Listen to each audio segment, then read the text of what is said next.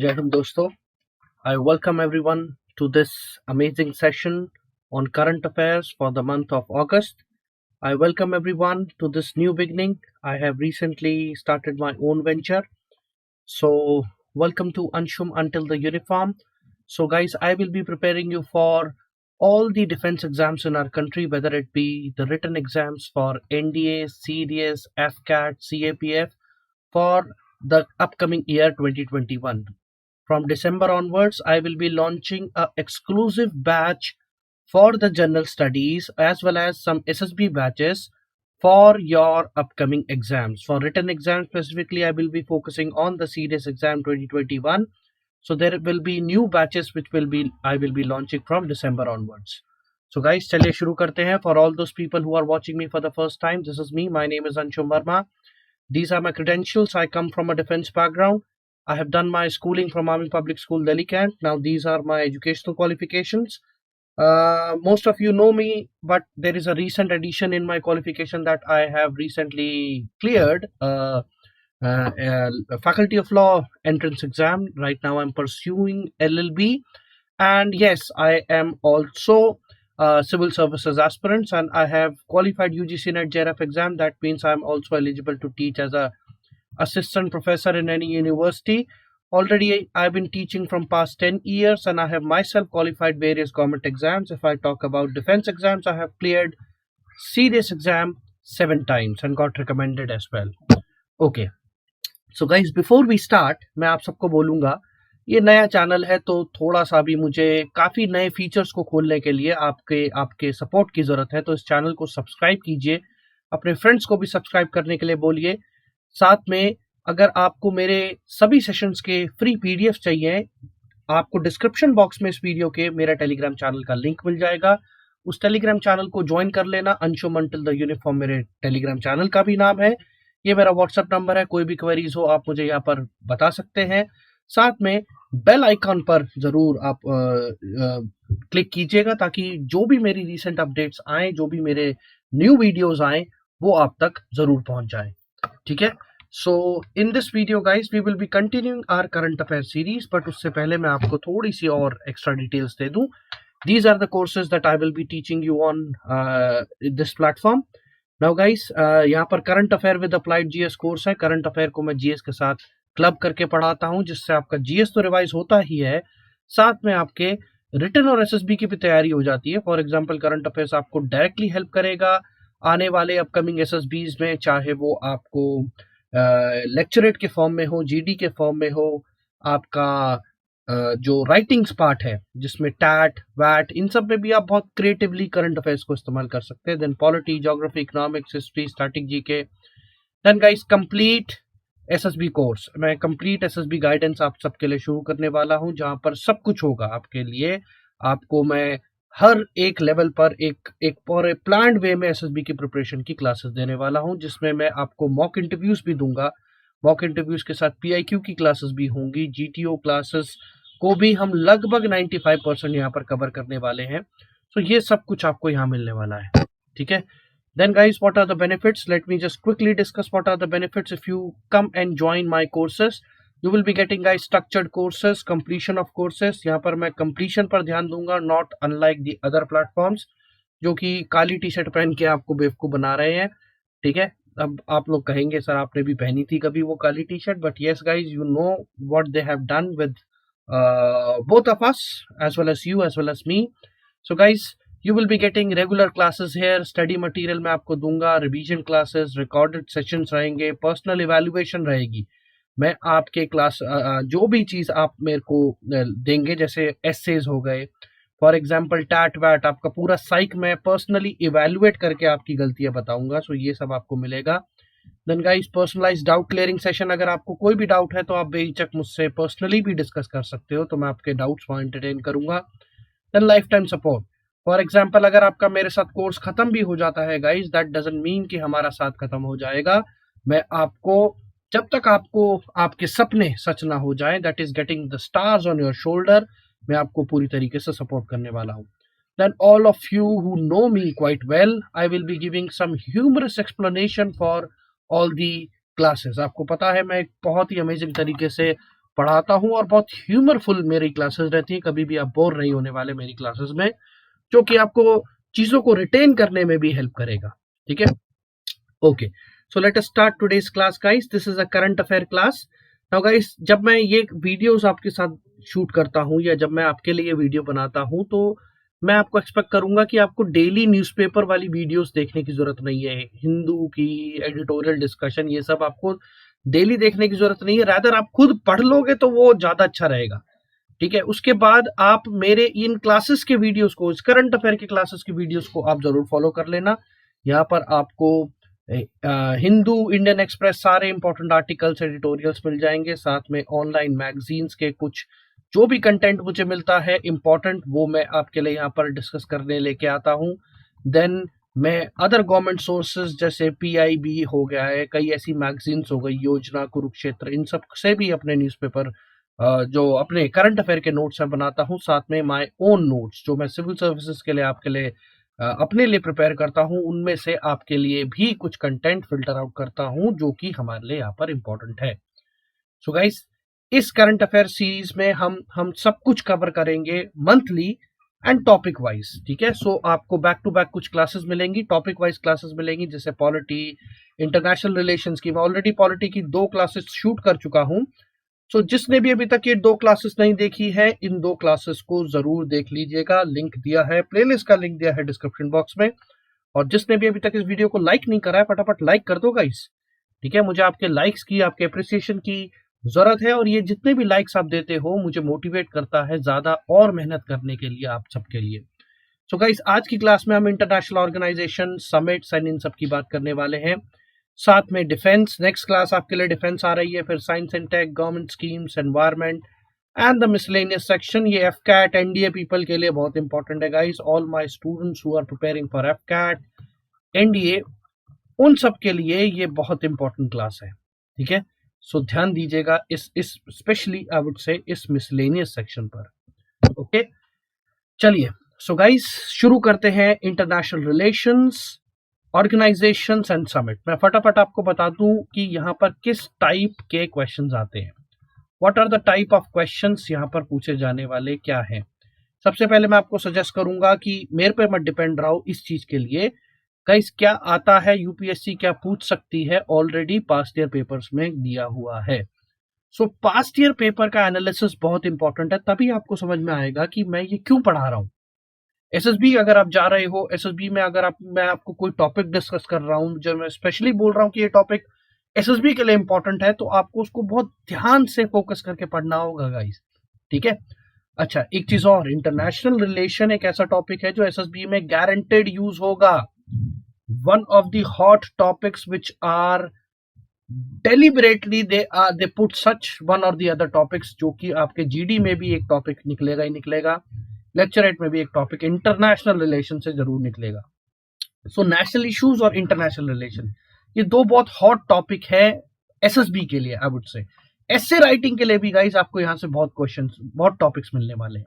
तो इन दोनों चीजों को तो बहुत अच्छे से आपको एनालाइज करते हुए, ऐसा नहीं है कि जो मैं जैसे मैं पढ़ा रहा हूँ सिर्फ उसको ही समझ लेना है, आपको अपना दिमाग भी लगाना है, अपना एनालिसिस भी लगाना है कि हाँ ऐसे नहीं तो ऐसे, कैसे ये परमुटेशन कॉम्बिनेशन बिठाने हैं। Now this is what international relation is. International relation is nothing but a game of chess. हर कोई अपनी चालें चलता है और वेट करता है सामने वाले की चाल का। ठीक है, so it is likewise. So मैं आपको फटाफट बता दूं यहाँ से क्वेश्चंस क्या आ जाते हैं। कई बार स्ट्रेट अवे क्वेश्चंस मिलेंगे आपको इंटरनेशनल ऑर्गेनाइजेशन से, कि भैया ये organisation, for example ASEAN, recently ASEAN क्या है, कौन कौन से मेंबर्स ने ऐड हुए, RCEP का एग्रीमेंट अभी 1 हफ्ते पहले फाइनलाइज हो गया है। RCEP में कितने मेंबर्स है, क्या क्या प्रोविजंस है, इंडिया क्यों पार्ट नहीं है, एक्सेट्रा एक्सेट्रा। सो ऐसे कुछ मेंबर्स, या इनमें कोई नया एडिशन हुआ, या इससे पहले अभी जो करंट पैंडेमिक सिचुएशन चल रही है गाइस, उससे पहले जो समिट्स चल रहे थे हमारे देश में, जितने भी समिट्स थे, सो वो सारे समिट्स इससे पहले हर जगह होते थे जहां पर पर्सनली मिला जाता था गाइस। नाउ आपको भी पता है, आप लोग अपनी ऑफलाइन क्लासेस को बहुत मिस कर रहे होंगे, but guys over a period of this I would say the मनुष्य ईयर 2020, इसमें हमें ऑनलाइन की इतनी आदत हो गई है कि we are now switch to this online mode. अब ना चाहते हुए भी हमें सब कुछ ऑनलाइन ही करना पड़ रहा है। तो ये समिट्स भी ऑनलाइन हो रहे हैं straight away, but host country आज भी वही है। सो कौन सी कंट्री ने होस्ट करा, समिट कहाँ हुआ, मोदी जी कहीं जा नहीं रहे हैं, ठीक है, तो इसलिए बहुत सारी न्यूज नहीं बन रही है। जैसे कई बार डोनाल्ड ट्रंप के चटाक चटाक मार के आते थे वो, etcetera etcetera, you remember all दो स्टफ। तो हेडक्वार्टर्स कहाँ है, नए मेंबर्स कौन बने, कोई उनसे कोई ग्रुप में कोई ऐसा एग्रीमेंट हो गया, इंपॉर्टेंट एग्रीमेंट हो गया, उस पर क्वेश्चंस पूछ लिए जाते हैं, ठीक है, उस एग्रीमेंट्स के कुछ पॉइंट्स दे दिए जाएंगे, जैसे आरसीईपी। आरसीईपी इनमें से which of the following statement are true about RCEP, तो उसमें फिर ऑप्शंस बनते हैं 1 2 3, 2 3, all of the above, none of the above and so on. ठीक है, this is how UPSC ask the questions. हाँ, अगर बात करें एफकैट और इन सब की, यहाँ पर straight away one liner questions आते हैं, तो आप उस पर, वन लाइनर्स पर या फैक्चुअल क्वेश्चंस मैं कहूंगा उन पर आप फोकस कर सकते हो, वो भी मैं इसमें आपको कवर करता रहूंगा। ठीक है, तो चलिए गाइस शुरू करते हैं। तो सबसे पहला टॉपिक आज का क्या है, बट शुरू करने से पहले मैं आप सबको दोबारा बताऊंगा कि कोई भी क्वेरी हो आपको, मेरे से अगर बात करना चाहो आप मुझे यहाँ पर व्हाट्सएप कर सकते हो। साथ में ये मेरा टेलीग्राम चैनल दिया हुआ है, डिस्क्रिप्शन बॉक्स में इसका लिंक है, टेलीग्राम चैनल का ये नाम है, आप सर्च कीजिए, आप मेरे साथ जुड़ जाओगे। लगभग 950 के आसपास इसमें सब्सक्राइबर्स हो चुके हैं। ठीक है, बहुत जल्द हमें यूट्यूब पर भी अपने सब्सक्राइबर्स को बढ़ाना है guys, we have to grow as a family so that we all can impart this initiative, we can all impart some quality education to some well worth student जो सच में डिफेंस फोर्सेस ज्वाइन करना चाहते हैं। आप भी देखेंगे कई लोग यहाँ पर टाइम पास, यूट्यूब पर टाइम पास बहुत हो रहा है आज के टाइम में। ठीक है, हर चीज का आपको यहाँ पर वीडियोस मिल जाएंगी, जैसे for example defence exam CDS निकालने के 101 अचूक उपाय, ज्ञान शास्त्र, ये शास्त्र वो शास्त्र, अंट शंट थंबनेल लगा के लोग बहुत कुछ बेच रहे हैं। So anyways, I again that is up to completely your description. आपकी इतनी समझ है, you guys are grown enough that you can understand and filter out who is delivering quality. Okay, so let us start guys, let us start today's game. The first topic for today's discussion is Abraham Accord.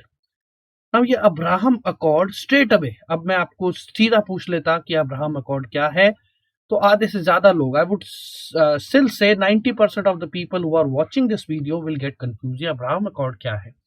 ठीक है, so don't worry, मैं आपको इसके बारे में detail में बताऊंगा, but उससे पहले थोड़ा सा बैकग्राउंड डिस्कस कर लेता हूँ। What is Abraham accord?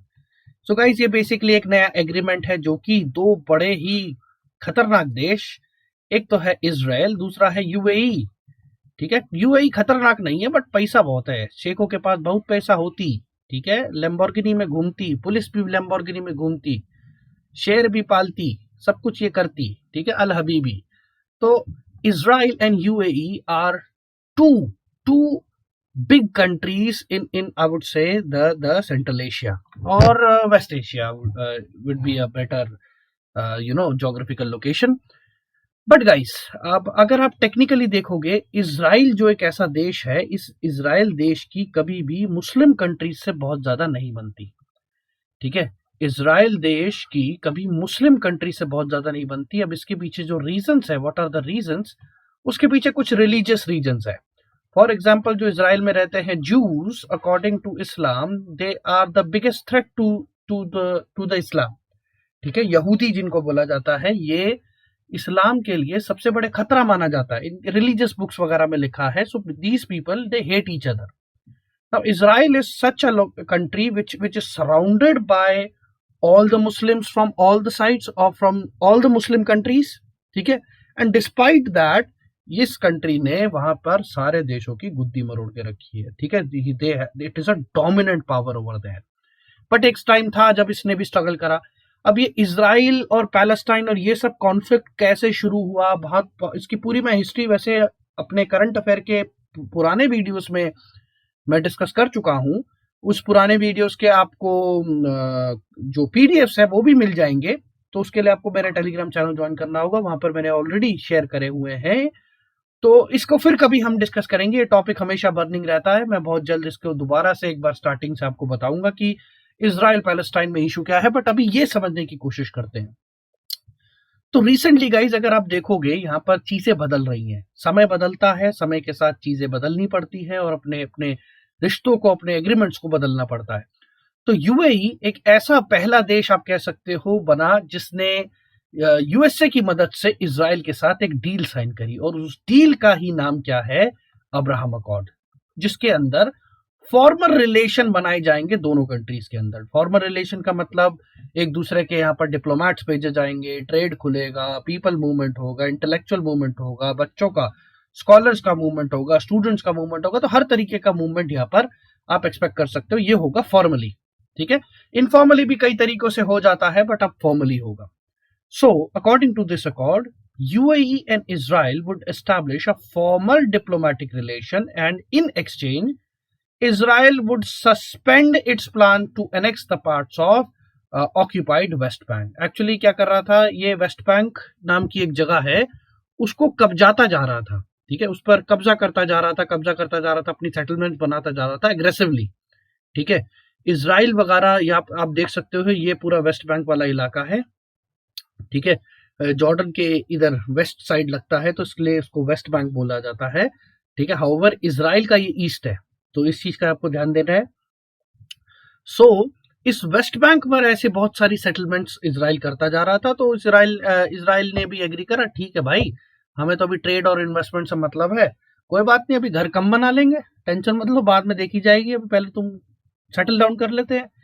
उसकी वजह से इसमें हुआ क्या, एक बहुत इंपॉर्टेंट अचीवमेंट जो इजराइल को मिली guys, UAE will become the first Gulf country to establish the diplomatic relation and economic relation with Israel. तो इमेजिन कीजिए, जिनको हम बोलते हैं ना गल्फ कंट्री, जिसके अंदर कौन कौन आता है, Bahrain, Kuwait, Iraq, Oman, Qatar, Saudi, UAE।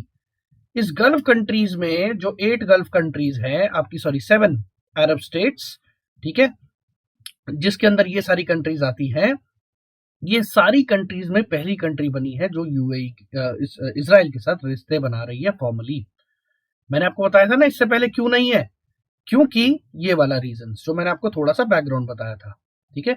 अच्छा, नाउ इसके अलावा UAE is just the third Arab nation. Arab nation में अगर आप बात करोगे तो पूरे अरेबियन पेनिनसुला में, जिसमें ईरान, टर्की, फर्की, ये सब आ जाते हैं, लेबनान, ट्यूनीसिया, इजिप्ट, जॉर्डन, ठीक है, सीरिया, ये सारा अरब पेनिनसुला का पार्ट है। तो ये सारी कंट्रीज में सिर्फ और सिर्फ थर्ड कंट्री है, थर्ड अरब नेशन है जिसने क्या बोलते हैं, इजराइल को एज अ कंट्री रिकॉग्नाइज करा है। तो यहां से एक इंपॉर्टेंट क्वेश्चन आपके लिए बन जाता है यहां पर इस टॉपिक में, एक तो अब्राहम अकॉर्ड, दूसरा ये। तो इजिप्ट ने 1979 में पहली बार रिकॉग्नाइज करा। गाइस ये सारे पॉइंट आपको हेल्प करेंगे SSB में।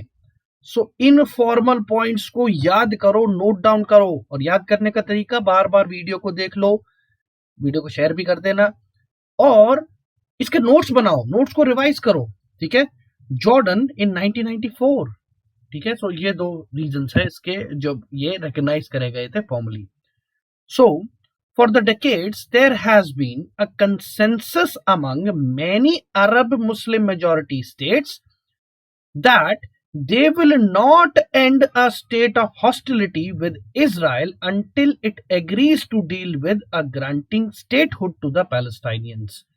इससे पहले जो मुस्लिम अरब और मुस्लिम मेजॉरिटी स्टेट्स थी, उनका बस एक मानना था कि भाई पैलेस्टाइन को पहले आप अलग से एक देश या एक कंट्री डिक्लेयर कीजिए, तभी हम इजराइल के साथ भी कोई डील करेंगे।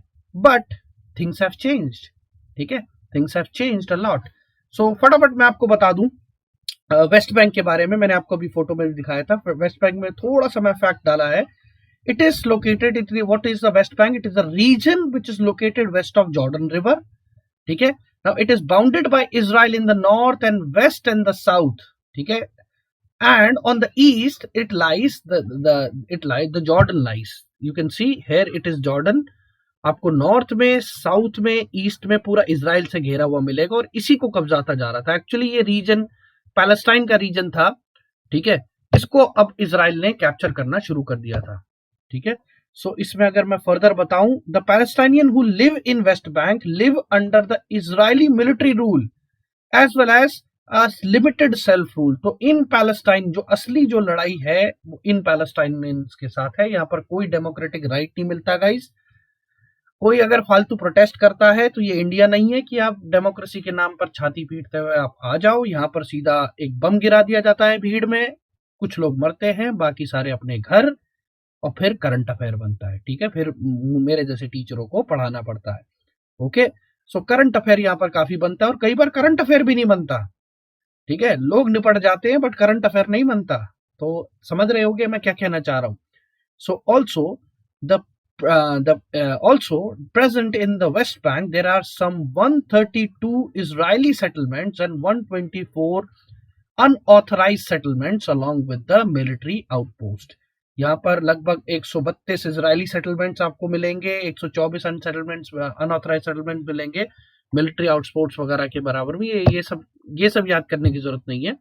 However, this is a image from the Abraham Accord. So this is a current image which I have again taken from the Google. The picture credit goes to the Google. Okay, so then further, why Arab states are engaging with Israel? Now what is the reasons behind that? Now guys, as you know, पूरा जो हमारा gulf country है, अभी मैंने आपको gulf countries दिखाई थी, ये गल्फ कंट्रीज की जो इकोनॉमी है ना, असली में ये जो शेख है, ये जो शेख आज इतने पैसे वाले बन रखे हैं, ये शेखों के पास सिर्फ और सिर्फ एक चीज से पैसा है, वो है ऑयल। इस ऑयल से आने वाले पैसे को ही बोलते हैं गाइस पेट्रो डॉलर। ठीक है, so to diversify petro dollar fuelled economy, अगर आप ध्यान से देखोगे गाइस तो ग्लोबल ऑयल रिजर्व्स गिरती जा रही हैं। यूएन की एक रिपोर्ट कहती है कि लगभग 2050 तक हम ग्लोब का 85% ऑफ ऑयल खत्म कर देंगे। जिस हिसाब से अभी हम प्रेजेंट चल रहे हैं, 85% ऑयल खत्म हो चुका होगा। तब आप ये तो सोचो कि चलो डाइवर्सिफिकेशन आ जाएगा, गाड़ियां किसी और तरीके से चलेंगी। ऐसा नहीं है कि आप घर में बैठ जाओगे। ऐसा कोविड की वजह से चीजें रुकी थोड़ी ना, everything is working online. Online infrastructure develop हो गया, हर कोई ऑनलाइन काम कर रहा है अब। However, things change. Necessity is a mother of invention, आपने सुना होगा। तो इलेक्ट्रिक कार्स और इन सब पे काम चल रहा है। But yes, what about these Nations? इनके भी किसी एक बहुत बड़े शेख ने कहा था, सऊदी के वो क्राउन प्रिंस थे, कि भाई अगर ऑयल जिस दिन खत्म हो गया तो हम वापस वही बन जाएंगे जो हम पहले थे। वो क्या थे? शेपर्ड्स, भेड़ बकरी चराने वाले। So there is a need to diversify, यानी अपनी इकोनॉमी को कि और चीजों पर भी डिपेंड करना। ठीक है, तो इसलिए इनको डाइवर्सिफिकेशन की जरूरत है। Diversify the petro dollar. So जो भी डॉलर पेट्रोलियम से आता है उसे पेट्रो डॉलर बोला जाता है। So petro dollar fuelled economy, I hope you can understand. It need to invest in the technology driven sector, Israel being the leader in the technology in the West Asia and can aid the Arab states. Then enhance cooperation with Israel. यहाँ पर आपको Israel के साथ ज्यादा corporation मिलेगा। क्यों? क्योंकि technically आप देखोगे यूएई के पास पैसा तो बहुत होती, बट पैसे को इस्तेमाल करने के लिए ह्यूमन रिसोर्स नहीं होती। ठीक है, ह्यूमन रिसोर्स की थोड़ी सी कमी होती, एंड इंटेलेक्चुअल ह्यूमन रिसोर्स की हम बात करती। ठीक है, ज्यादा साइंटिस्ट नहीं होती, बहुत ज्यादा टेक्नोलॉजिकल एडवांस नहीं होती यूएई। जैसे फॉर एग्जांपल अगर मैं इसका एग्जांपल कोट करूंगा, इस रिसेंटली यूएई का एक अपना पहला मार्स मिशन गया है। ठीक है, वो भी यूएई ने जापान से लॉन्च करवाया, बट बंदा अनफॉर्चुनेटली एक यूएई का पहला यूएई का बंदा गया है। तो जरा मुझे कमेंट बॉक्स में बताना what is the name of that Mars mission which was launched. मैंने ऑलरेडी पढ़ाया हुआ है, so just a quick revision from my last videos, let's see. Okay, so Israel will provide the cutting edge technology in the field of biotechnology, healthcare, defense, cyber surveillance. Now guys, ये Israel एक बहुत ही खूंखार देश है। अगर geographically देखोगे इस देश में लगभग 80% रीजन जो है डेजर्ट है, एकदम ड्राई रीजन है, सेमी एरिड अरब कंट्री है, समझ जाओ। Geographically it is not strong. Geographically, चलो एक क्वेश्चन पूछता हूं जीएस से रिलेटेड, कि भाई अरब रीजन में जो डेजर्ट है, what is the reason for the desert here? ठीक है, यहां पर डेजर्ट क्यों है? ठीक है, और ये मैं क्वेश्चन पूछ रहा हूं उन सारे बच्चों से भी जिनको मैंने ज्योग्राफी पढ़ाई है। कि what is the reason, what are the factors that the Arab region has desert. ठीक है, ऐसे तो इंटीरियर अगर आप बोलोगे तो इंटीरियर में तो इंडिया का भी है, बट इंडिया डेजर्ट नहीं है, but what are the reasons. ठीक है, so what are the reasons behind that. अच्छा, फर्दर अगर हम आगे बात करें, threat from radical Sunni extremism. ठीक है, ये एक सबसे बड़ा जो थ्रेट है यूएई के लिए। अगर यूएई और आप दुबई वगैरह अगर सिटीज में जाओगे, ये ये जो कंट्रीज हैं, किंगडम्स हैं, ये अब ओपन होते जा रहे हैं। ठीक है, they are accepting the world out of the radicalism, out of the orthodox कट्टरपंथ से बाहर निकल रहे हैं। यहाँ पर आपको फॉरेनर्स मिल जाएंगे। द फॉरेनर्स आर, अभी रिसेंटली एक न्यूज आई थी कि यहाँ पर अल्कोहल अलाउड हो गया है, एक्सेट्रा एक्सेट्रा। सो ये सब जो एक्सट्रीमिज्म है ना, ये उनको चेंज नहीं होने देता है। तो ये कई इस्लामिक जो स्कॉलर्स का कहना है कि ये इस्लामिक कंट्रीज को पीछे धकेल रहा है। ठीक है, तो the Arab states now realize that the danger it poses to them as exemplified by the rise of Islamic terror groups. So ये जो radical Islamic terror groups है, ये इनके लिए तो खतरा है ही है, बट पूरे वर्ल्ड के लिए खतरा है। ठीक है, देन यहाँ पर सबसे बड़ा जो चैलेंज है गाइस, वो आप लोग मिस कर रहे हो, एक कंट्री जो कि है ईरान। ठीक है, नाउ गाइस, यहाँ पर अगर आप अरब कंट्रीज में देखोगे तो एक जंग सिर्फ यही नहीं है कि भाई ज्यूज एंड इसराइल के सारे इसराइल के अगेंस्ट लड़ रहे हैं। असली में जो एक और जंग चल रही है वो मुस्लिम्स के अंदर जो सेक्टोरल कॉम्पोजिशन है उसमें भी चल रही है, दैट इज शिया सुन्नी। तो जो शिया और सुन्नी है, they are ideologically they are way different, culturally they are different. हर चीज में बस कहने को मुसलमान है, बट हर तरीके से वो अलग अलग हैं। उसकी वजह से बहुत सारे डिस्प्यूट आ जाते हैं। अब जैसे आप ईरान देखोगे, ईरान इराक की कभी नहीं बनेगी, ईरान पाकिस्तान की कभी नहीं बनेगी, ईरान सऊदी की नहीं बनेगी, सऊदी यमन की नहीं बनेगी। सऊदी और यमन में तो लड़ाई भी चल रही थी, और वहां पर भी एक ऐसा ही इस्लामिक टेरर ग्रुप है जो कि सऊदी पर अटैक कर दिया था, उसकी ऑयल रिफाइनरी पर अटैक कर दिया था।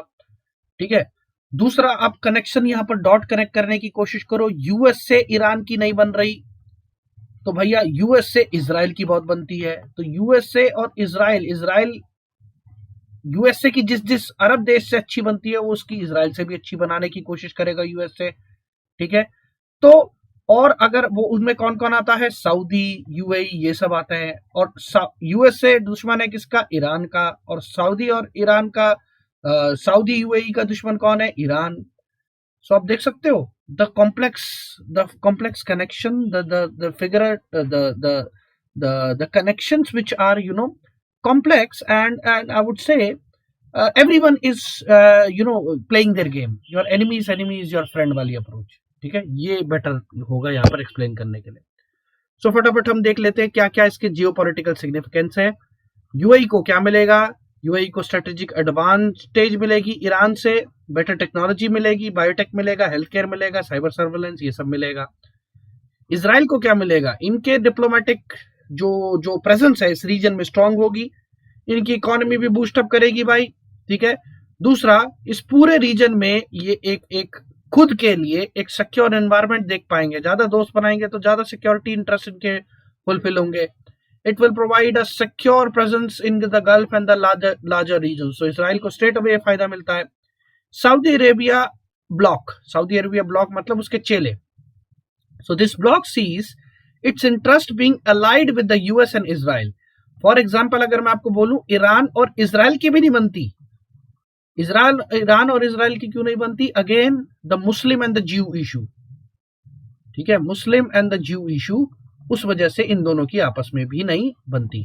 ठीक है, और सऊदी और इजराइल की भी बहुत ज्यादा नहीं बनती, बट सऊदी और यूएसए की बनती है, और इजराइल और यूएसए की बनती है। तो इस वजह से इस पूरे ब्लॉक को थोड़ा बहुत हेल्प मिलेगी, क्योंकि यूएसए बड़े पापा यहाँ पर सपोर्ट कर रहे हैं। ठीक है, देन यूएसए को क्या मिलेगा, यहाँ पर उनको डायरेक्टली टैकल करने को मिलेगा, किसको, ईरान को। और साथ में चाइना का यहाँ पर प्रेजेंस गाइस बढ़ता जा रहा है। अगर आप देखोगे, चाइना ने इन्वेस्टमेंट बहुत ज्यादा शुरू कर दिया है। कहां पर, चाइना ने ईरान में बहुत ज्यादा इन्वेस्टमेंट कर दिया है। इंडिया को अगेन यहाँ पर बॉयकॉट करा गया है कई सारे ऐसे डील से। सो ये इम्पैक्ट है। अच्छा, I am sorry for the background noise guys, शायद कोई ढोल वोल बज रहे हैं, but I cannot stop them from enjoying, so you better enjoy my voice, I guess I am audible. ठीक है। सो पैलेस्टाइन, पैलेस्टाइन को क्या है, unlike the past two Arab Israel peace agreements, the Palestinians do not figure prominently in the current one. The Palestinian wants a viable independent state which is nowhere on the horizon. Egypt and Israel peace deal promise an autonomous self-governing authority in the West Bank and the Gaza. The Jordanian-Israeli treaty come after the Israel agreed to the formation of Palestinian Authority in the West Bank and the Gaza. So there are some self-governing which has been recently allowed, but again Israel भी अपने अपने benefit निकालने के लिए जाना जाता है, वो भी बहुत जल्द इस इन सब चीजों को टेक ओवर कर लेगा। However, there has been some freedom which is recently being given to these Palestinians.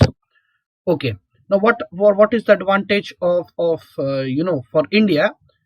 Piece and stability in West Asia का सबसे बड़ी टेंशन हमारी यही है भाई, यहाँ पर शांति हो। इंडिया की सबसे बनती है, इंडिया की सऊदी से खूब बनती है, शेख से मोदी जी गले मिल जाते हैं, ईरान से हमारी खूब बनती है, यूएई तो हमारे चड्डी बड्डी दोस्त हैं।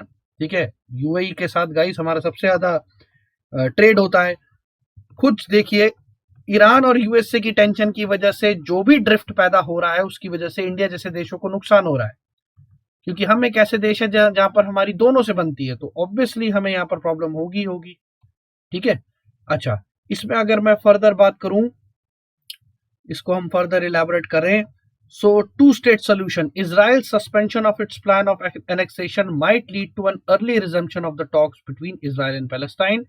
India always supported a two state solution. जब भी ये लड़ाई होती थी तो हम, ऐसा नहीं है खुले तौर पर हम इजराइल को सपोर्ट कर देते थे, हम पैलेस्टाइन को भी उतना ही सपोर्ट करते थे। हम बिल्कुल वो वाला गेम खेलते थे कि बैठ जाइए, शांत रहिए, लड़ाई मत कीजिए and so on.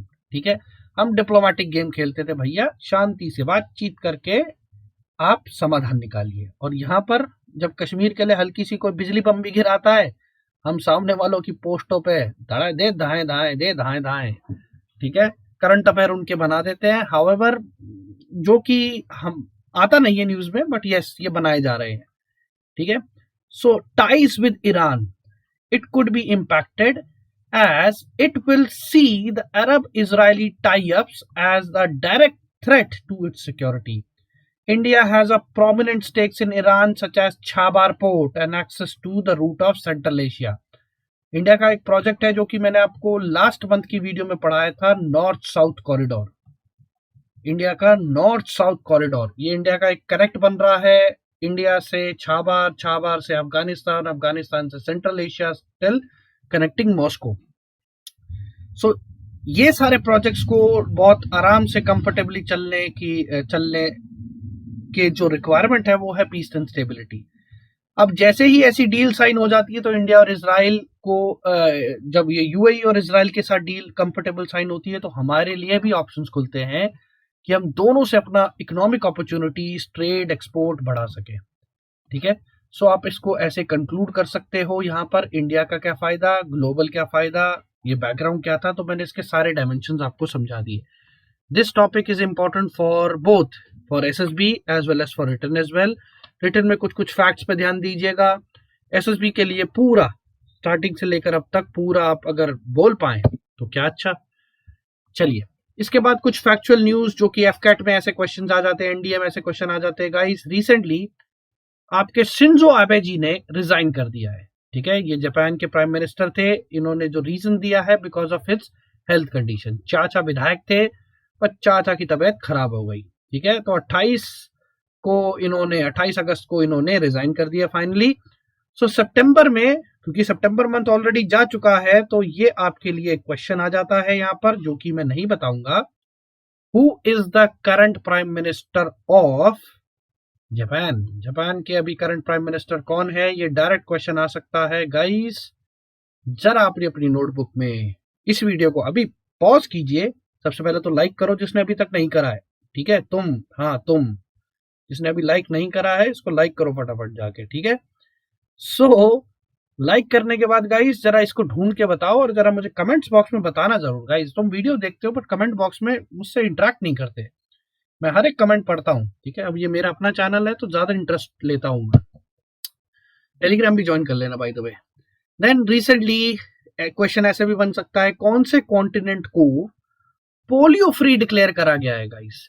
Now guys अगर आपको पता है हमारा जो ये अफ्रीका एज अ कॉन्टिनेंट है, सबसे पहले तो ये एक लीस्ट एक्सप्लोर्ड कॉन्टिनेंट है। लीस्ट एक्सप्लोर्ड मतलब अभी भी हम इस कॉन्टिनेंट को पूरी तरीके से नहीं जानते। और अब अगर देखा जाए तो ये अफ्रीका को ऐसा देखा जाता है कि ये एक नेक्स्ट वॉर जोन बनेगा। नेक्स्ट वॉर जोन बनेगा क्योंकि ऑल ओवर वर्ल्ड की सारी रिसोर्सेज खत्म होती जा रही हैं, ठीक है। आप कहीं पर भी देख लो, अमेरिका ने अपनी रिसोर्स खत्म कर दी, साउथ अफ्रीका में है बट वो कंट्रीज अपनी खुद लगी हुई हैं तो रिसोर्स वहां पर भी वो खत्म एग्जॉस्ट कर रहे हैं। यूरोप तो ऑलरेडी लड़ाइयां लड़ चुका है रिसोर्सेज के लिए, 2 वर्ल्ड वॉर हो चुकी हैं। इंडिया इस पूरे रीजन में भी लड़ाइयां चल रही है, एक्सप्लोरेशन चल रहे हैं, वो इश्यूज कंटेंशन जारी है। ऐसे तो जारी अफ्रीका में भी है बट इतने बड़े स्केल पर नहीं जितने बड़े स्केल पर पूरे वर्ल्ड में। और अब पूरा वर्ल्ड इंटरेस्ट ले रहा है कहां पर, अफ्रीका में। बट ये टॉपिक इन सब चीजों से रिलेटेड नहीं है। रिसेंटली कौन से कॉन्टिनेंट को पोलियो फ्री डिक्लेयर करा गया है, वो है हमारा अफ्रीका। इस तरह के कई बार क्वेश्चन आ जाते हैं तो इसलिए मैंने इस टॉपिक को डाल दिया। थोड़े से यहाँ पर फैक्ट्स दिए हैं, अगेन मैं समझता नहीं हूं कि ये इंपॉर्टेंट है। हाउएवर WHO ने स्टेट करा है polio virus has now join smallpox in the list of viruses that has been wiped out of Africa, ठीक है। सो आप एक बार वो लिस्ट को जरूर सर्च कर लेना, what all viruses that have been wiped out from Africa, जिसमें स्मॉल पॉक्स पोलियो वाला वायरस ऑलरेडी इंक्लूडेड है। अच्छा, एक और साइंस का क्वेश्चन पूछूं, बायो का। जरा exact what is the scientific name, ignore the spelling, what is the scientific name of the polio virus. Polio virus का साइंटिफिक नाम क्या है जिससे ये जो कॉज होता है ये, ठीक है। सो ये आप एक बार कमेंट बॉक्स में मुझे बता सकते हैं। नेक्स्ट, भाषांचार आइलैंड, ये अगस्त महीने में भी न्यूज में बना भाषांचार आइलैंड, बिकॉज ये भाषांचार आइलैंड जगह दी गई है किसको, रोहिंग्यास को। रोहिंग्यास कहां से बिलोंग करते हैं दोस्तों, म्यांमार से। भाषांचार मैंने वैसे पहले भी वीडियो में कवर करा था। ये रखाइन स्टेट से आए हैं, कहां से, म्यांमार से भाग के, क्योंकि म्यांमार में इनके ऊपर बहुत सारी अट्रॉसिटीज करने लगे म्यांमार की सरकार, ठीक है। वहां से इनको भगा दिया गया। अब इनके पास कोई ठिकाना नहीं था। बेसिकली ये एथनिकली तो बांग्लादेशी ही थे, तो आप कह सकते हो कि आप अपने घर आए हैं ये। और यूएन के अकॉर्डिंग ये वर्ल्ड की सबसे ज्यादा परसिक्यूटेड माइनॉरिटी है, यानी सबसे ज्यादा शोषण अभी किसी माइनॉरिटी का हो रहा है तो वो रोहिंग्या मुस्लिम्स का है। इनके पास न रहने को घर है, न कहीं ठिकाना है। तो बांग्लादेश ने बाकायदा एक आइलैंड पर इनके लिए कंस्ट्रक्शन शुरू कर दिया है और उनको रहने की जगह दी है, वो है भाषांचार आइलैंड। आप देख सकते हो इनके लिए अभी रिसेंटली कुछ सेटलमेंट्स बनाई है, जिसकी वजह से ये फिर से न्यूज में आ गया है। मैंने थोड़ा सा इसका बैकग्राउंड भी डिस्कस कर दिया। अगर रोहिंग्यास के बारे में थोड़ा सा और जानना चाहते हैं आप तो मैं थोड़ा सा बता ही देता हूं आपको। रोहिंग्यास बेसिकली किस वजह से यहाँ पर डिस्प्यूट हुआ गाइस, म्यांमार में अगर आप देखोगे, Myanmar ethnically is a Buddhist state, ठीक है।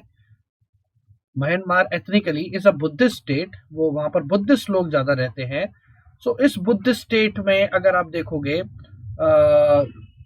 ये जो मुस्लिम्स हैं, ये रोहिंग्यास हैं, ये जो मुस्लिम्स हैं। अब एक्चुअली क्या हुआ, 2011-12 के अराउंड पर यहाँ पर इनका एक सिटीजनशिप एक्ट आया था। जैसे हमारा आया था ऐसा ही इन्होंने एक सिटीजनशिप एक्ट लेके आए और स्ट्रेट अवे इन्होंने इस एक्ट में लिखा कि जो हमारे यहाँ का नहीं है उसे सरकार के बेनिफिट्स नहीं मिलेंगे, जिसमें एक बहुत अच्छे खासे लोग थे जो कि ये रोहिंग्या मुस्लिम्स थे। ये कुछ रोहिंग्या मुस्लिम्स एंशिएंट टाइम से भी यहाँ पर ट्रेडर्स, जब मुस्लिम ट्रेडर्स काम करते थे, मतलब मैं ब्रिटिश टाइम से कह रहा हूँ, तब भी यहाँ पर सेटल डाउन हुए। और उसके बाद भी अगर आप बात करो तो पार्टीशन के दौरान जो बांग्लादेश वॉर छिड़ा उस टाइम भी बहुत से ऐसे बांग्लादेशी म्यांमार पे जाकर सेटल डाउन कर गए। तो अब ये वही मुस्लिम्स थे जिनके राइट्स रिकग्नाइज करने से सरकार ने मना करा। फिर इन्होंने म्यांमार ने इनके ऊपर अट्रॉसिटीज करी। उस अट्रॉसिटीज के अगेंस्ट में कुछ टेररिस्ट ऑर्गेनाइजेशंस खड़ी हो गई वहां पर। टेररिस्ट ऑर्गेनाइजेशंस ने म्यांमार की आर्मी पर हमला करा, बहुत सारे ऐसे इंस्टेंसेस हुए, उसके बाद म्यांमार ने सबको बाहर निकाल दिया, वेदर कोई आतंकवादी ग्रुप से हो या नॉर्मल रोहिंग्यास हो, सबको यहाँ पर बाहर निकालना शुरू करा। इंडिया में भी आए थे ये, इंडिया ने एक्सेप्ट करने से मना कर दिया था। ठीक है, ओके। अगला टॉपिक भी एक इंटरनेशनल रिलेशन से रिलेटेड है, सप्लाई चेन रेजिलियंस इनिशिएटिव। ठीक है, रेजिलियंस। ठीक है, इसको समझने के लिए आपको थोड़ा सा ग्लोबल ट्रेड की नॉलेज होनी चाहिए, और इसको थोड़ा समझने के लिए पैंडेमिक की भी थोड़ी सी नॉलेज होनी चाहिए। फॉर एग्जाम्पल, अगर मैं कुछ देश आपको बताऊं, जैसे कि ऑस्ट्रेलिया। ऑस्ट्रेलिया जैसे जो देश है, अगर आप मैं इनका टोटल इंपोर्ट एक्सपोर्ट बताऊं तो लगभग 80% जो ऑस्ट्रेलिया का, 80% ज्यादा नंबर बोल दिया, 60% के आसपास, 60-65% जो ऑस्ट्रेलिया का इंपोर्ट एक्सपोर्ट है ना, वो एक ही देश के साथ होता है, चाइना। ठीक है, क्योंकि चाइना ने अपने आप को ऐसा इंफ्रास्ट्रक्चर बना रखे हैं, ये कर रखे हैं बहुत। ये कंट्रोवर्सी भी हुई थी। ठीक है, ये कंट्रोवर्सी इसीलिए हुई थी क्योंकि ऑस्ट्रेलिया ने भी डिमांड करा था कि ये कोरोना वायरस जिससे पूरा वर्ल्ड फेस कर रहा है, इस पर एक इन्वेस्टिगेशन होनी चाहिए, और चाइना को ब्लेम करा था स्ट्रेट अवे। तो चाइना ने बोला था भाई ये 60% 65% याद है ना, ये बंद कर देंगे। तो अब खुद सोचो, जब पूरा कंट्री किसी कंट्री पर इतने ह्यूजली डिपेंडेंट हो, तो वो क्या कोई ऐसा टफ स्टांस ले सकती है, या ऐसे किसी ग्लोबल सिचुएशन में जहां सप्लाईज डिस्टर्ब हो जाए। ग्लोबल लॉकडाउन की वजह से गाइस ग्लोबल सप्लाईज डिस्टर्ब हुए हैं, ग्लोबल इकोनॉमी स्लो डाउन करी है, तो उसकी वजह से प्रॉब्लम्स तो होंगी। ठीक है, so in such case guys what is happening, इन सब चीजों से, अब गलतियों से सीख कर अब लोग आगे बढ़ रहे हैं। अब देखोगे जैसे मालाबार एक्साइज में भी इंडिया का जो, ऑस्ट्रेलिया का जो जो जो इन्वॉल्वमेंट है, वो भी आप कह सकते हो रीजन उसके पीछे चाइना ही है, चाइना की खटास है। तो अभी रिसेंटली ट्रेड मिनिस्टर्स मिले इंडिया, ऑस्ट्रेलिया और जापान के, और इन्होंने एक इनिशिएटिव लॉन्च करा जिसे बोला गया सप्लाई चेन रेजिलियंस। ये पहली बार जापान ने प्रपोज करा था। It invited like minded countries in the Indo Pacific regions to join the initiative, यानी जो एक जैसा सोचते हैं वो सारे देश आए और इंडो पैसिफिक रीजन में इसको आगे बढ़ाएं। सो इसमें होगा क्या, to ensure that it has to diversify its supply risk, अपने सप्लाईज को डाइवर्सिफाई करना है ताकि हमारा डिपेंडेंस दूसरे कंट्रीज से हट सके। मैंने आपको बताया था ये। देन अनएंटिसिपेटेड इवेंट्स, लाइक जिसमें नेचुरल इवेंट्स भी हो सकते हैं गाइस, जो बहुत सारी सप्लाई लाइंस को डिस्टर्ब करते हैं, जिसमें tsunami, earthquakes, now these pandemics. ठीक है, man mades, armed conflicts, and this could impact such things, supply lines ko. It could adversely impact the economic activity in the destination. Now what is the objective? It attract foreign direct investment, FDIs इस पूरे reason में लाए जाएंगे, Indo Pacific region में। ठीक है, जिसको एक इकोनॉमिक पावर हाउस में कन्वर्ट करा जाएगा। It build up mutually complementary relationship among the partners. Complementary मतलब एक का फायदा दूसरे का भी फायदा। ठीक है, सो आप इस पिक्चर से समझ सकते हो, ये ट्राइंगल से आप समझने की कोशिश करो कि how the supply lane is restored. This is the Indo Pacific region. ठीक है, इस पूरे रीजन को कैसे हम इंफ्रास्ट्रक्चर डेवलप करें, कैसे हम डाइवर्सिफाई करें चीजों को। So if the supply chains are heavily dependent on the supplies from only one country, the impact on the importing nation could be crippling if the source stops the production of involuntary reasons, or even if as a conscious measure of economic coercion. So guys, थोड़ा सा भी आप देख सकते हो, अपने आप समझ जाओगे, मैंने ये ऑलरेडी आपको समझा दिया है। देन इससे पहले भी ये चीजें सामने आई थी जब यूएस चाइना ट्रेड टेंशन हुई थी। दुनिया का सबसे बड़ा ट्रेड वॉर चल रहा था, एक दूसरे पर टैरिफ्स इंपोर्ट कर रहे थे। हुआई के उसको अभी भी अरेस्ट करा हुआ है कनाडा ने, और ये सब। सो उस वजह से भी ये पहला फेस कर चुका था ऑस्ट्रेलिया, और उसके बाद जो एग्रीवेट सोने पे सुहागा हुआ वो इस दौरान हुआ। तो इसके अंदर जो ऑब्जेक्टिव्स है वो फटाफट मैं आपको क्विकली बता देता हूं। अब मेरे हिसाब से आप सब कुछ समझ ही गए हो। इसके अंदर managing the supply of inputs, जहां पर डाइवर्सिफिकेशन करनी है of managing the risk. Then faring trade and diplomatic relations with China. India has restricted some of the Chinese imports, banned several Chinese app, and they have a deadly border clash. Now in Australia, exports like beef, barley and now wine has been targeted by China, amid the deteriorating ties between the two. So I have already given this explanation. Now here is the example for the disruptions कैसे हुई. Enhanced cooperation among the partners, जहां पर 2019 में GDP और इन तीन countries की जो GDP है वो लगभग 9.3 ट्रिलियन डॉलर के बराबर है guys. There merchandise goods, services, trades, ये सब मिला दो. Australia, Japan, India are already part of a quadrilateral security dialogue, जिसको हम क्वाड नाम से बोलते हैं. तो ऐसा एक सप्लाई चेन रेजिलियंस इंफ्रास्ट्रक्चर हमें क्वाड को भी स्ट्रेंथन करने में हेल्प करता है. ठीक है. So this is what your resilience initiative, supply chain resilience initiative is. Okay. इसके बाद अगर हम आगे बात करें, सो इंडिया ने कौन से ऐसे देश को अपना पहला प्रायोरिटी रेसिपिएंट डिक्लेयर करा है फॉर कोविड-19 वैक्सीन. ठीक है. वो है नन अदर देन हमारा आमी सोनार बांग्लादेश. सो बांग्लादेश, यानी जब भी इंडिया में कोविड-19 की वैक्सीन तैयार होगी तो इंडिया सबसे पहले ये वैक्सीन किसको प्रायोरिटी देगा, उसको हमने डिक्लेयर कर दिया है बांग्लादेश को. बिकॉज अगेन हमारे पड़ोसी है, पड़ोसी का ख्याल सबसे पहले रखा जाता है. ठीक है. सो हमारे फॉरेन सेक्रेटरी अभी हाल ही में बांग्लादेश की ट्रिप पर गए थे, जिसमें ये डिक्लेयर करा गया. ये हेल्प करता है हमारे दोनों देशों के रिलेशंस को इम्प्रूव करने में. ठीक है. दोनों देशों के फॉरेन सेक्रेटरीज मिले. हावेवर इसमें थोड़ी सी टेंशन बांग्लादेश के साथ आई थी, क्योंकि चाइना क्या करना चाहता था, बांग्लादेशियों को यूज करना चाहता था अपने वैक्सीन के ट्रायल्स के लिए. तो उनको चूहा बना के यूज करना चाहता था या बंदर बना के यूज करना चाहता था, जिसको बांग्लादेश ने मना कर दिया कि ना भैया, हमारे देश पर ये ऐसे ट्रायल्स नहीं होंगे, तुम अपने चिंगचोंग लोगों पर ही कर लो. Sorry for being racist, but yes, they deserve it because of this pandemic. I seriously blame them. Okay. So the India names Bangladesh to be the priority recipient for the COVID vaccine. I have already discussed this. Now, along with this priority recipient, India has also given this promise of giving the vaccines to two other nations which are already dependent on India to a great extent, that is Maldives and Bhutan.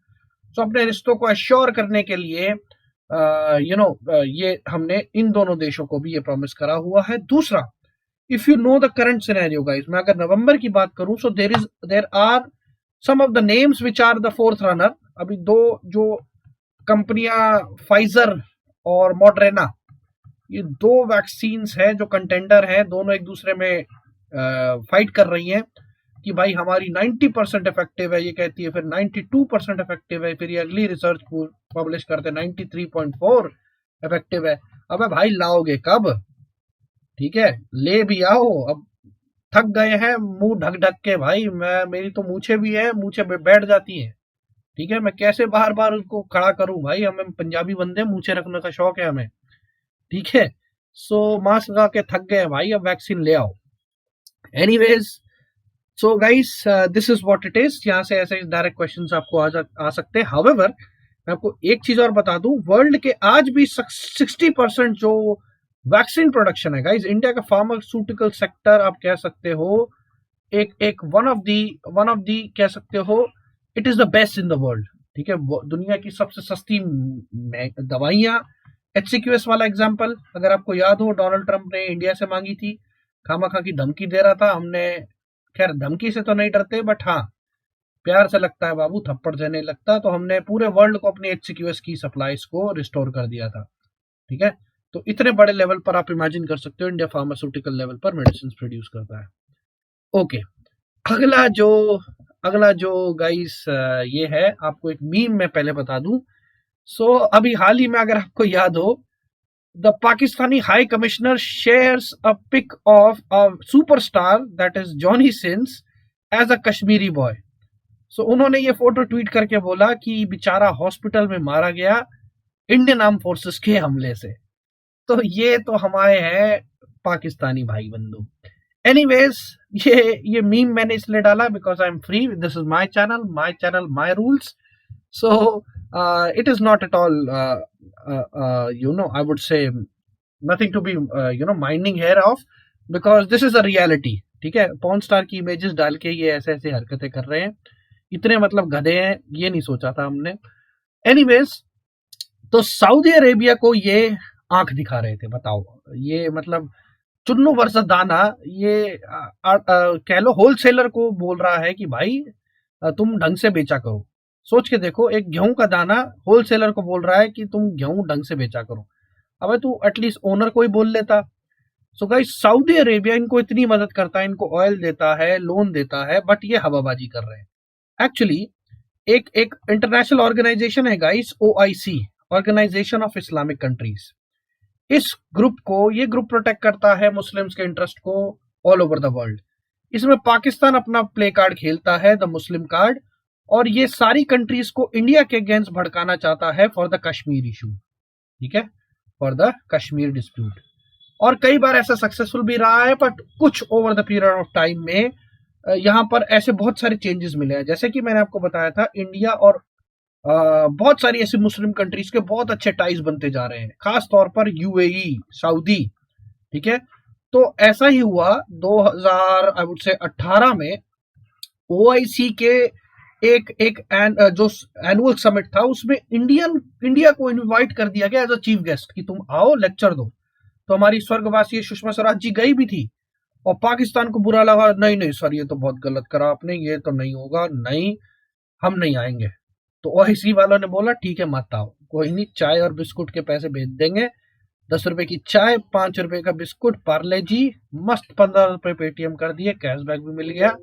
Okay, so everything happened, and then the summit also happened, और वहां पर भी जाकर सुषमा स्वराज जी ने पाकिस्तान की मां बहन कर दी। अब इन्होंने फिर से सऊदी अरेबिया को ये उंगली दिखाई बार बार कि तुम ये बोल नहीं रहे हो, गलत बात, गलत बात, गलत बात, ठीक है, तुमने ये क्यों नहीं बोला, ठीक है। यहां पर देखो, मैंने रीजन दिया है, Saudi Arabia was in response to build a warning issued by the Pakistani foreign minister. इनके फॉरेन मिनिस्टर महमूद कुरैशी साहब बोलते कि भाई, और उनको सऊदी अरेबिया को वार्निंग दे रहे हैं कि you are not taking any anti India stance और कश्मीर इशू। अच्छा बताओ, तो तुम अब धमकी दोगे? मतलब पापा को भी धमकी नहीं दी इन्होंने, पढ़ के दादा को धमकी दे दी। तो उन्होंने बोला अच्छा, तो सबसे पहले तो तुम जो लोन ले रखा है ना भैया, $6.2 बिलियन का, वो चुका दो, और जो तुम्हें फ्री में उधार पे जो तेल बेच रहे थे ना हम, जरा वो भी रुक गया तुम्हारा, अब तुम तेल खरीदो, कहां से खरीदोगे? So guys, this is what it is. तो रिसेंटली अभी इनके लोन वोन एंड हो गए, पहले इनकी इकोनॉमी की बैंड बजी हुई है, ऊपर से यहाँ पर पेट्रोल और ज्यादा महंगा होता जा रहा है। आप यकीन नहीं करोगे, अभी शायद करंट रेट 350 रुपए पाकिस्तानी रुपए के हिसाब से पर लीटर यहाँ पेट्रोल बिक रहा है। दूध शायद 200 रुपए किलो के हिसाब से है। तो इतनी ज्यादा इन्फ्लेशन है इनकी इकोनॉमी में। एनीवेज, चोर नेशन, आगे बढ़ते हैं। So guys, this is all for today's game. Time now for the daily motivation. आज का मोटिवेशन आप लोगों के लिए क्या है? Big things have small beginnings. ठीक है, जो भी बड़े, आपकी जो बिल्डिंग है, आपकी करियर की बिल्डिंग, आपकी यूनिफॉर्म है, उसकी शुरुआत गाइस छोटी छोटी चीजों से होती है। जैसे जिस दिन यूनिफॉर्म डालोगे, याद करना, उस दिन छोटी सी चीज से शुरुआत करोगे, मे बी सॉक्स पहले डालोगे, जूते डालोगे, यूनिफॉर्म भी पूरी कंप्लीट होगी। But everything will start with initial step. एकदम से मत सोचना कि मेरे में सारा ज्ञान आ जाए, सारा ज्ञान तो मेरे अंदर भी नहीं है, आई एम ऑल्सो लर्निंग। ठीक है, so this is your daily motivation. My every video will end with such a motivation. So इस वीडियो को लाइक कर देना गाइज, आपको पसंद आई है मोटिवेशन तो। 7 मिनट मेरे टेलीग्राम चैनल को ज्वाइन कर लो, लिंक दिया है डिस्क्रिप्शन बॉक्स में। और किसी चीज पर आपको वीडियो चाहिए तो जरा कमेंट बॉक्स में मुझे बताइएगा, या बेल आइकन को जरूर दबा दीजिएगा, सारे लिंक्स आपको मिल जाएंगे। और इस चैनल को सब्सक्राइब भी कर दीजिएगा, और वीडियो को लाइक भी कर दीजिएगा, शेयर भी कर दीजिएगा। बस इतना सा सपोर्ट है, वैसे बहुत सारा काम दे दिया मैंने आपको, but thank you. So till then, मेहनत करते रहिए गाइस, आगे बढ़ते रहिए। जय हिंद, जय भारत। मेहनत करते रहिए, सपने जरूर सच होंगे। Take care everyone.